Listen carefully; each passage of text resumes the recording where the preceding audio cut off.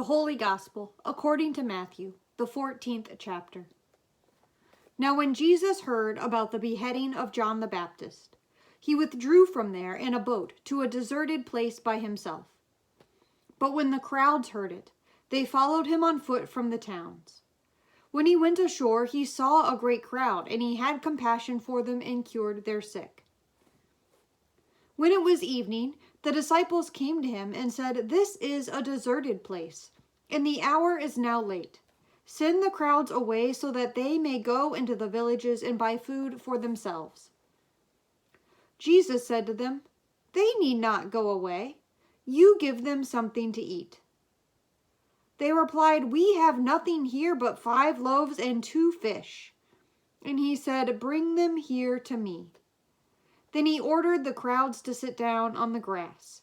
Taking the 5 loaves and the 2 fish, he looked up to heaven and blessed and broke the loaves, and gave them to the disciples, and the disciples gave them to the crowds.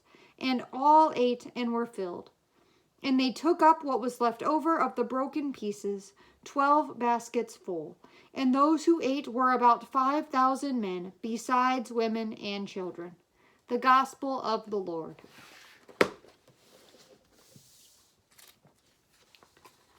Let the words of my mouth and the meditation of my spirit be pleasing to you, O Lord, my rock and my redeemer. Amen.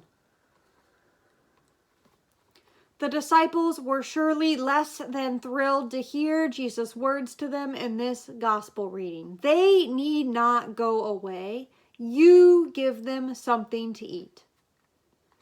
At the beginning of this gospel, Jesus has just learned that his friend and relative, John the Baptist, the one who baptized him, has been beheaded. He is trying to go and be by himself, perhaps to grieve. But it does not last long because the crowds follow Jesus everywhere, giving him no opportunity for alone time. And Jesus somehow finds the strength to heal the sick that are being brought to him and minister endlessly to the crowds of people. Perhaps the disciples think that they are doing Jesus a favor by suggesting he send the crowds away to get something to eat.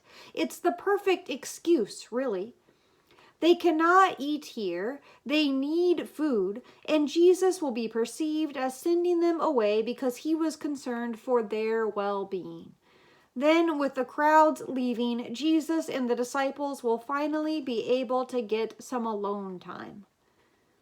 And the disciples are worn out, probably more so than Jesus. They do not understand how he can keep on having compassion for the people who follow him everywhere. They think that these people are trying to take advantage of Jesus.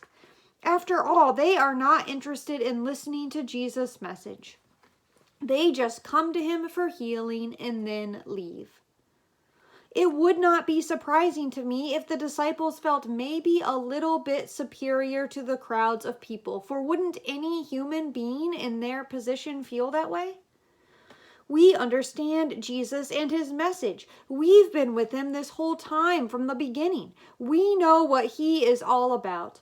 You are just trying to get something from Jesus that you need. You do not care what he has to say or who he is or what he is trying to accomplish.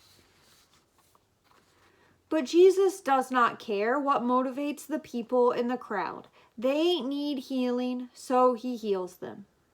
And so finally the disciples have had enough and they tell Jesus to send them away to get food. They might even feel proud of their idea to get the people to go away. They are ready for Jesus to say, "What a great idea. I have been trying to get rid of these people for hours. What would I ever do without you guys?" But Jesus does not say that. Instead, he says, they need not go away. You give them something to eat. Can you imagine the looks on the disciples' faces? Not only is Jesus not going to send the people away, but he expects the disciples to give them something to eat. The disciples were trying to get out of doing more work, and now Jesus has added to their responsibilities. Their frustration is evident and understandable. Us feed all these people right now, but we are tired. It's not that the disciples just want to be lazy or that they don't care whether the people are fed, but they are exhausted. They think that Jesus must be exhausted. They do not have any possible way to feed a crowd of more than 5,000 people. They think that Jesus has asked them to do something impossible, something totally beyond their ability. We just do not have enough to do this, Jesus. It is not only about food. They do not have enough food, but they also do not have enough energy. They do not have enough anything to do what Jesus has asked. There is no doubt that we often feel as drained as the disciples did. Any self-help section of a bookstore will be filled with books on how to reclaim your life or declutter your home. And ads are constantly playing on the theme that we need to treat ourselves, take time off, or get that manicure or massage that we want. The idea of self-care has become more and more important and acceptable in our world today, not because self-care is any more important now than it used to be, but because so many things demand our time and our attention that we are less and less likely to do it. It is not even that we get so busy that we forget to take care of ourselves. It's that there is truly no time for such an activity even when we want or need it. So much is demanded and expected from us in our lives. So many things cry for our time and our attention. Work takes up more and more of our time and demands us to be available even when we are not present. Our work-related emails come right to our phones and demand our immediate attention. The world demands from us our contributions to society as working people.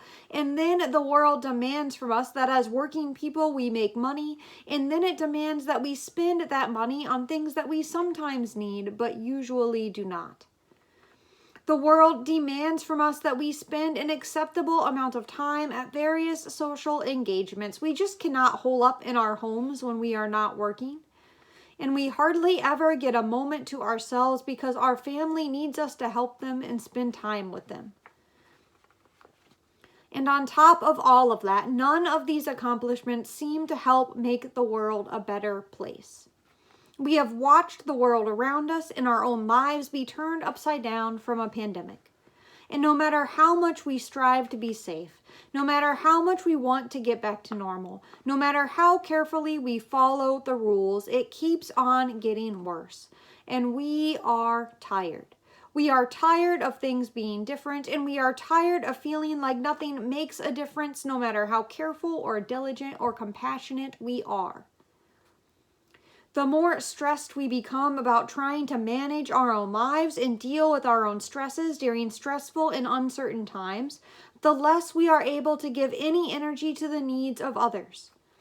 Until we stop seeing the people who need or want things from us as people, even if they are our own loved ones, and see them instead as nuisances that we would just like to get rid of or forget about, even if only temporarily. The last thing that we want to hear from Jesus is one more demand. You feed them. You take care of them. You show them compassion. You love them. We feel just like the disciples did. Jesus, we simply do not have enough.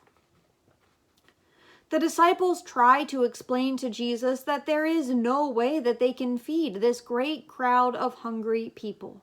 We have nothing here but 5 loaves and 2 fish.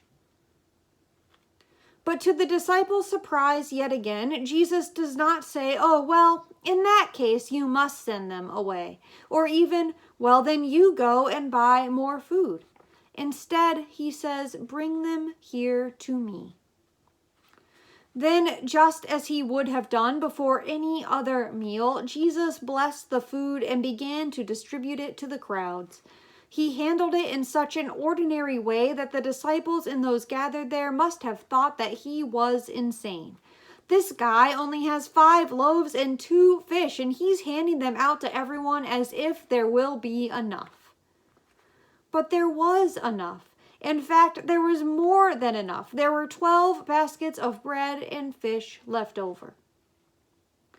Of course, this is a miracle. Of course, everyone gathered there that day was amazed by the outward sign, the way that Jesus was able to take 5 loaves of bread and 2 fish and somehow feed over 5,000 people and then collect leftovers. But this miracle is more than that. This miracle is also a fantastic word of peace to the disciples. Jesus was not making them the ones responsible for feeding these crowds. Jesus was not demanding from them something that they could not do. When Jesus said, "You give them something to eat," he was not giving them a demand, but instead presenting them with an opportunity. The disciples told Jesus what they had. They did not think that it was enough. But with Jesus, it was enough, and Jesus knew that it would be enough. Bring it here to me. And when Jesus got a hold of their meager offering, it became something more than what any of the disciples could have imagined. They did not have to do anything incredible or impossible. They just had to present Jesus with the things they had. In the midst of our lives that demand so much from us, this miracle is a word of peace to us as well. When Jesus died and rose again, he showed that he was enough for all people to be a part of God's incredible love. When the things in this world that demand from us more than we have to give seem to overwhelm us, Jesus is the one voice that calls to us in peace. Bring it here to me, he says. He calls us not to add one more thing to our to-do list, but instead asks us to bring him everything that we have, even if it does not seem like enough, even if all that we have is only ourselves. And then Jesus reminds us that even if we do not seem like enough, he is always enough, because he takes what we bring him and makes it reach far beyond what we thought or imagined.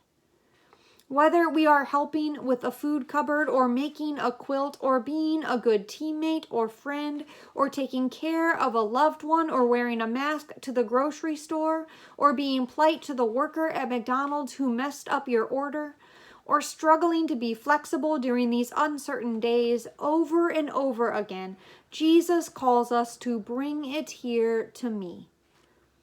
Then we need only watch, amazed just as the disciples were, as Jesus does what he has always done, using what little we offer to bring healing, joy, and life, not just to ourselves, but to all. Amen.